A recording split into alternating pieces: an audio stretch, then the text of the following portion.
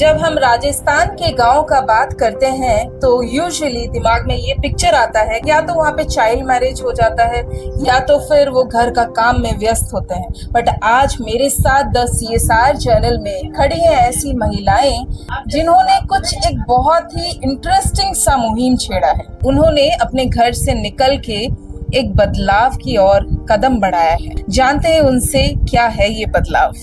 तो मंजू, आप बता रहे थे कि आपका चाइल्ड मैरिज हुआ था, तो कितने साल के थे जब चाइल्ड मैरिज हुआ था? मैं जब 4 साल की थी तब मेरी शादी हो गई थी। जब मैं 11वीं में पढ़ रही थी उस टाइम मेरी शादी टूट भी गई। मेरी शादी मेरी मर्जी के बिना और मेरे घर वालों ने की तोड़ी, तब भी मेरी मर्जी पूछी नहीं गई, और जब शादी करवाई गई तभी मेरी मर्जी नहीं पूछी गई। यूजुअली राजस्थान में चाइल्ड मैरिज कॉमन ही हो गया है, बट मंजू एक एग्जाम्पल है कि अगर आप चाहें तो एक स्ट्रिक्ट कदम खुद के लिए उठा सकते हैं। तो मंजू, आपने फिर इसके बाद जो आप ये एक इंटरेस्टिंग सा कोर्स, इंटरेस्टिंग सा एक्सपीरियंस था, इसके बारे में बताइए। क्या आपने सीखा और क्या आप कर रहे हैं इसमें? मैं सितंबर 2023 में महिला जन अधिकार समिति से जुड़ी। उसमें मैंने कंप्यूटर कोर्स और उसी के साथ डॉक्यूमेंट्री फिल्म कैसे बनती है उसके बारे में जाना।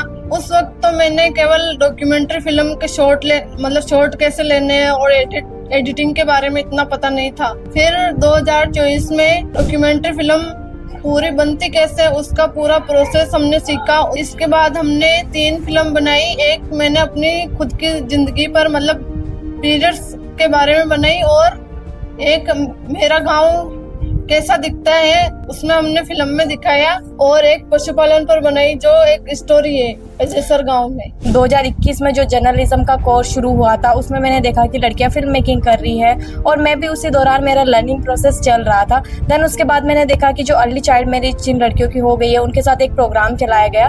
तो मुझे लगा कि ये मेरे लिए सीखने का एक नया अवसर है कि मैं अपनी स्किल को और निखार सकती हूँ। तो मैं उस प्रोग्राम से जुड़ी। देन उस प्रोग्राम से जुड़ने के बाद मैंने पूरा इसकी ट्रेनिंग ली वापस से, और एडिटिंग करना सीखा अच्छे से।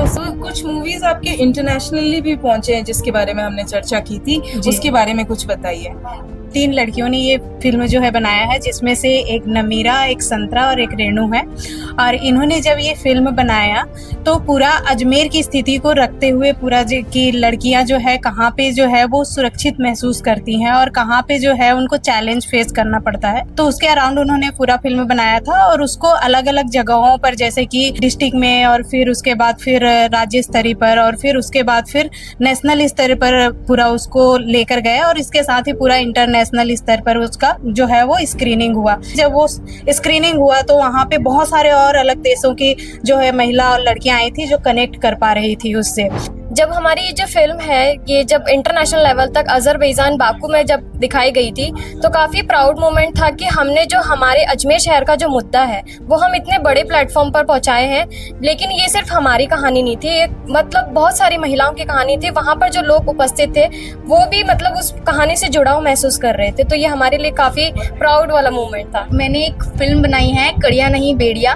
तो जो आभूषण होते हैं महिलाओं के, तो वो कैसे महिलाओं को बांध कर रखता है। इंस्पिरेशन मेरी एक कजन सिस्टर से ही आई है जो गांव में उनका बाल विवाह हुआ है, और वो जब उनका गोना हुआ तो उनको ये कड़िया पहनाई गई थी। जब ये कड़िया पहनाई गई थी उनको, तो उनके पैरों में बहुत ज़्यादा प्रॉब्लम हुई थी, उनको चलने में बहुत समस्या आ रही थी, उनके बहुत तंज कसे गए थे ये कड़िया।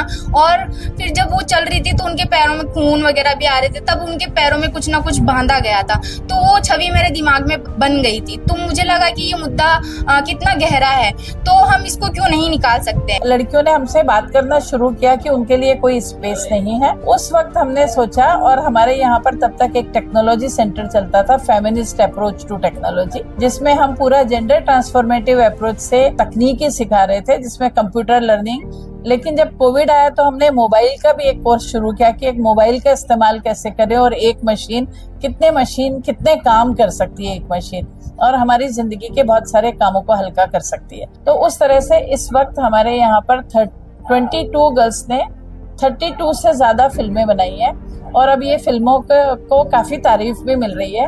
अभी कुछ यूनिवर्सिटीज में, कुछ नेशनल कॉन्फ्रेंसेज में भी ये फिल्में गई हैं, कॉलेजेस में। और इन फिल्मों के जरिए बहुत सारे ऐसे मुद्दे उठ रहे हैं जिनके ऊपर बात की जा सकती है, जैसे कि मंजू जो अभी हमारे साथ हैं। मंजू ने जब अपनी फिल्म बनाई, या भगवती है जो बहू थी और बहू होके वो आती थी अपने ससुराल से, रोज रोज स्ट्रगल करके सीखने आती थी। भगवती ने, मंजू ने, इन्होंने कहा इनकी फिल्में इनके गांव में दिखाना चाहिए।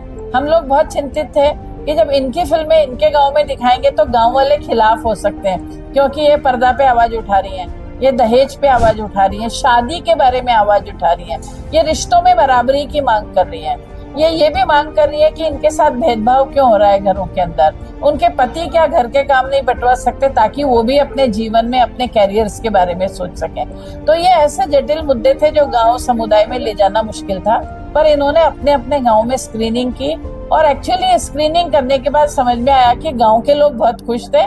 वो इस बात से खुश थे कि ये लड़कियां जब बाहर जा रही हैं तो बिगड़ नहीं रही, ये भाग जाने के लिए नहीं जा रही हैं या बिगड़ने के लिए नहीं जा रही हैं, बल्कि ये कुछ करना चाह रही हैं। और अपने आप को इन्होंने जब फिल्मों में दिखाया तो उन परिवारों से भी और गांव वालों से भी इनको काफी अप्रिसिएशन मिला। इसी तरह के वीडियोस के लिए और इसी तरह के हीरोज से मिलने के लिए जुड़े रहिए मेरे साथ। मैं हूँ Swapna from the CSR journal.